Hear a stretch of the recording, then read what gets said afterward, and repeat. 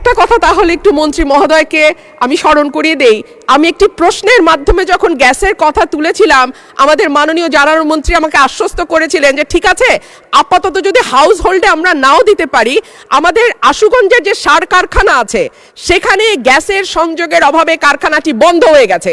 মাননীয় স্পিকার, মাননীয় মন্ত্রী যদি অন্তত সার কারখানায় গ্যাসটা দেয় তাহলে আমি আমার এলাকার মানুষের কাছে একটু মুখ দেখাইতে পারি। মাননীয় স্পিকার, প্রবীণ ফোনকে একটা সুখবর দিতে চাই যে 1 তারিখ থেকে আমরা, যদিও বিদ্যুতের উৎপাদন আমাদের ক্ষতিগ্রস্ত হবে, তারপরে দেশের কৃষির কথা চিন্তা করে আমরা 1 তারিখ থেকে ফার্টিলাইজার ফ্যাক্টরিতে গ্যাস দেওয়ার সিদ্ধান্ত নিয়েছি। দিগন্ত জোড়া হাওড়ের দেশ ব্রাহ্মণবাড়িয়া, আবার তুচ্ছ বিষয়ে ট্যাটা নিয়ে মাঠে নামার দেশও কিন্তু ব্রাহ্মণবাড়িয়া। মাননীয় স্পিকার, বাংলাদেশের শিল্প সাহিত্য সংস্কৃতির রাজধানী বলা হয় ব্রাহ্মণবাড়িয়াকে। এই মাটিতে একদিকে যেমন সুর সম্রাট ওস্তাদ আলাউদ্দিন খাঁ বা শচীন দেব বর্মনের জন্ম হয়েছে, তেমনি এই মাটিতে জন্ম নিয়েছেন ধীরেন্দ্রনাথ দত্ত বা অলি আহাদের মতন সংগ্রামী চরিত্র, যাদের কল্যাণে বাংলা আজকে আমাদের রাষ্ট্রভাষার স্বীকৃতি পেয়েছে। মাননীয় স্পিকার, আমার নির্বাচনী এলাকা ব্রাহ্মণবাড়িয়া 2 এর অন্তর্গত আশুগঞ্জ একটি শিল্পনগরী। এখানে আছে সার কারখানা, বিদ্যুৎ কেন্দ্র, চাল কল, মিল, ফ্যাক্টরি, আছে বন্দর। ব্রাহ্মণবাড়িয়ার গ্যাস যায় সারা বাংলাদেশে, কিন্তু ব্রাহ্মণবাড়িয়ার মানুষ গ্যাস পায় না। মাননীয় স্পিকার, তিতাস গ্যাস ফিল্ড বাংলাদেশের অন্যতম প্রাচীন ও প্রধান প্রাকৃতিক গ্যাস কেন্দ্র।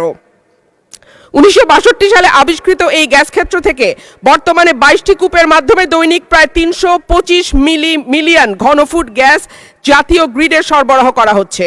1991 সালে সরাইল উপজেলার সদর ইউনিয়নে গ্যাসের সংযোগ দেয়া হয়। শুরুর দিকে গ্রাহক ছিল 1000, বর্তমানে কাগজে কলমে 5000, কিন্তু অবৈধ সংযোগ যদি আমরা এর সঙ্গে যুক্ত করি তাহলে প্রায় 8 থেকে 9000। কিন্তু প্রত্যেকজন গ্রাহকই আছেন চরম গ্যাসের সংকটে। সরাইল সদরে 1.5 কিলোমিটার এলাকায় 6 ইঞ্চি এবং 1 কিলোমিটার এলাকায় 4 ইঞ্চি ব্যাসের পাইপ দিয়ে গ্যাস সঞ্চালন লাইন টানা হয়েছে। এরপরে পাড়ায় পাড়ায় 2 ইঞ্চি ব্যাসের পাইপ বসানো হয়েছে। কিন্তু সমস্যা হলো সকাল 7টা থেকে দুপুর 2টা পর্যন্ত গ্যাসের কোনো চাপ থাকে না, চুলা মিটমিট করে জ্বলে। এরপর মন চাইলে গ্যাস আসে 1 ঘন্টার জন্য, তারপরে আবার রাত পর্যন্ত গ্যাসের কোনো খবর নাই। দেশে গ্যাসের সংকট আছে, তার উপরে শীতকালে গ্যাসের চাহিদা আরও বাড়ে। অন্যদিকে আছে অবৈধ সংযোগ। Bakhrabad gas transmission and distribution system limited Brahmanbaria কার্যালয় থেকে জানানো হয়েছে লোকবলের অভাব সহ নানা সংকটে তাদের তদারক করা পুরোপুরি সম্ভব হচ্ছে না। মাননীয় স্পিকার, 2016 সালে বাসাবাড়িতে গ্যাসের সংযোগ দেওয়া বন্ধ হলেও এখনও কিন্তু অসাধু কর্মকর্তাদের সাহায্যে বেশ কিছু মানুষ বাড়িতে অবৈধ গ্যাসের সংযোগ নিয়ে রেখেছে। সরকার রাজস্ব বঞ্চিত হচ্ছে এবং যাদের বাড়িতে সত্যিকারের লাইন আছে তারাও গ্যাস পাচ্ছে না। শেষমেশ মাটির চুলা, এলপিজি সিলিন্ডার আর বৈদ্যুতিক চুলা ভরসা। কিন্তু মাননীয় স্পিকার, আমাদের জীবন মানের এখন এমন উন্নয়ন হয়েছে যে গ্রাম বা মফস্বল এলাকাতেও এখন কিন্তু মানুষ ফ্ল্যাটে থাকে, পাকা বাড়িতে থাকে, উঠান এখন অনেকটাই বিলাসিতা। সুতরাং মাটির চুলায় রান্না করা বাস্তবতা বিবর্জিত। মাননীয় স্পিকার, আমাকে 2টা মিনিট সময় বাড়িয়ে দেবেন। মাটির চুলায় রান্না করা, মাননীয় সদস্য 1 মিনিট আপনাকে দিলাম। অন্যদিকে যদি আমরা এলপিজির দিকে তাকাই মাননীয় স্পিকার, 1940 টাকার সিলিন্ডার বলে বটে, তবে 2200 টাকার নিচে কোথাও সিলিন্ডার পাওয়া যায় না। আর আমরা যদি বিদ্যুতের চুলার কথা বলি তাহলে বলতে হয় ঢাকা শহরে 1-2 ঘন্টা লোডশেডিং থাকে, কিন্তু গ্রামে সেটা 14 ঘন্টা পর্যন্ত গড়ায়। সুতরাং গ্যাস ছাড়া আমাদের আসলে এই মুহূর্তে সত্যিকার অর্থে চুলা জ্বালাবার মতন জ্বালানি নেই। এবং ব্রাহ্মণবাড়িয়ার গ্যাস যেহেতু সকল দেশের অন্যান্য এলাকায় সকল এলাকায় যায়, সুতরাং আমার দাবি থাকবে আগে ব্রাহ্মণবাড়িয়ার গ্যাস ব্রাহ্মণবাড়িয়ার মানুষ পাবে, তারপরে এটি অন্য এলাকায় যাবে। মাননীয় স্পিকার, 2016 সাল থেকে বাংলাদেশে গ্যাসের ঘাটতি দেখা দিয়েছে এবং প্রেশার কমে গেছে। প্রেশার কমে যাওয়ার ফলে এখন যেসব বাড়িঘরে বিদ্যুৎ গ্যাসের লাইন আছে এবং যেসব ইন্ডাস্ট্রিগুলোতে লাইন আছে সেই সব জায়গায় প্রেশার কমের জন্য সরবরাহ কমে গেছে। সেই জন্য আমরা এখন শুধু উৎপাদনকে চালিয়ে যাওয়ার জন্য আমরা ইন্ডাস্ট্রিগুলোকে যতখানি পারছি গ্যাস সরবরাহ করছি। ভবিষ্যতে এটা বলে রাখা দরকার বিগত ফ্যাসিস্ট সরকার বাংলাদেশের গ্যাস উত্তোলনের জন্য কোনো রকম অনুসন্ধান করে নাই। আমরা এই 2 মাসের সরকার আসার পরে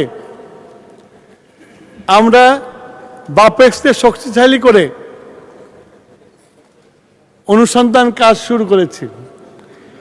যদি এই অনুসন্ধানে যদি আমরা সফলকাম হই, আমি আশা করি যেসব গ্যাস কানেকশন দেওয়া আছে সেই সব জায়গায় আমরা কানেকশন দিতে পারবো, প্রেশারও দিতে পারবো। মাননীয় স্পিকার, আপনারা জানেন যে বিগত সরকার এই সেক্টরটাকে ইমিউনিটি বিল পাস করে কোনো জবাবদিহিতা করতে হবে না, এইটা করে পুরা সেক্টরটাকে আমদানি ভিত্তি করে দিয়েছে এবং বিশাল অঙ্কের বকেয়া রেখে গেছে।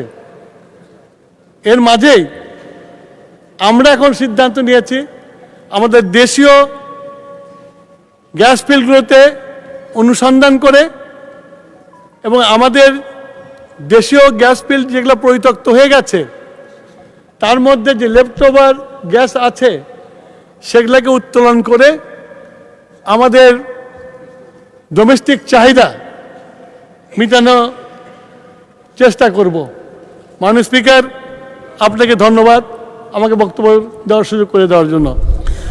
মাননীয় সদস্য রুমিন ফারহানা, আপনার সিদ্ধান্ত প্রস্তাব সম্পর্কে মাননীয় মন্ত্রী যে বিবৃতি দিলেন তার প্রেক্ষিতে আপনি ইচ্ছা করলে প্রস্তাবটি প্রত্যাহার করতে পারেন।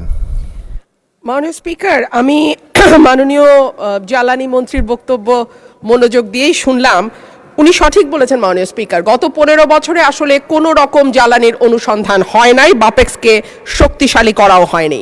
কিন্তু মাননীয় স্পিকার, সুখবরও আছে।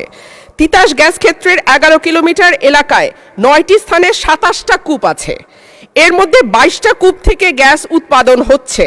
2025 সালের নভেম্বর পর্যন্ত এইসব কূপ থেকে দৈনিক গড়ে 333.56 মিলিয়ন ঘনফুট গ্যাস উৎপাদন হয়েছে এবং এটি আমার ব্রাহ্মণবাড়িয়াতে। এর মধ্যে আরও একটি সুখবর আছে মাননীয় স্পিকার, এই মাসের 19 তারিখ থেকে ব্রাহ্মণবাড়িয়ার তিতাস গ্যাস ফিল্ডে নতুন গভীর অনুসন্ধান কূপ খনন শুরু হয়েছে, যা থেকে দৈনিক 15 মিলিয়ন ঘনফুট গ্যাস জাতীয় গ্রিডে যুক্ত হবে বলে আশা করা যাচ্ছে। 5.6 কিলোমিটার গভীর এই কূপটি খননে প্রায় 7 মাস সময় লাগবে এবং এটি দেশের জ্বালানি সংকট মোকাবেলায় একটি বড় ভূমিকা রাখবে বলে আমরা আশা করছি। মাননীয় সদস্য, আজকে আমরা খুব টাইম কনস্ট্যান্টে আছি। মাননীয় স্পিকার, আপনি মন্ত্রী তো বলেছেন যে উনি চেষ্টা করবেন আরও গ্যাসের রিজার্ভ আরও বাড়াবেন এবং যদি আরও বাড়ে তাহলে সফল হলেই আপনার ওখানে। মাননীয় স্পিকার, একটা কথা তাহলে একটু মন্ত্রী মহোদয়কে আমি স্মরণ করিয়ে দেই। আমি একটি প্রশ্নের মাধ্যমে যখন গ্যাসের কথা তুলেছিলাম, আমাদের মাননীয় জ্বালানি মন্ত্রী আমাকে আশ্বস্ত করেছিলেন যে ঠিক আছে, আপাতত যদি হাউস হোল্ডে আমরা নাও দিতে পারি, আমাদের আশুগঞ্জের যে সার কারখানা আছে সেখানে গ্যাসের সংযোগের অভাবে কারখানাটি বন্ধ হয়ে গেছে। মাননীয় স্পিকার, মাননীয় মন্ত্রী যদি অন্তত সার কারখানায় গ্যাসটা দেয় তাহলে আমি আমার এলাকার মানুষের কাছে একটু মুখ দেখাইতে পারি। মাননীয় স্পিকার, ধন্যবাদ। মাননীয় মন্ত্রী, সার কারখানায় দেবেন কিনা? মাননীয় সংসদ সদস্য রুমিন ফারহানাকে একটা সুখবর দিতে চাই যে 1 তারিখ থেকে আমরা, যদিও বিদ্যুতের উৎপাদনে আমাদের ক্ষতিগ্রস্ত হবে, তারপরে দেশের কৃষির কথা চিন্তা করে আমরা 1 তারিখ থেকে ফার্টিলাইজার ফ্যাক্টরিতে গ্যাস দেওয়ার সিদ্ধান্ত নিয়েছি। ধন্যবাদ মাননীয় স্পিকার। আপনি কি তাহলে প্রত্যাহারের পক্ষে আছেন মাননীয় সদস্য? মাননীয় স্পিকার, এখন আর কি করা, প্রত্যাহারই তাহলে করে নেই।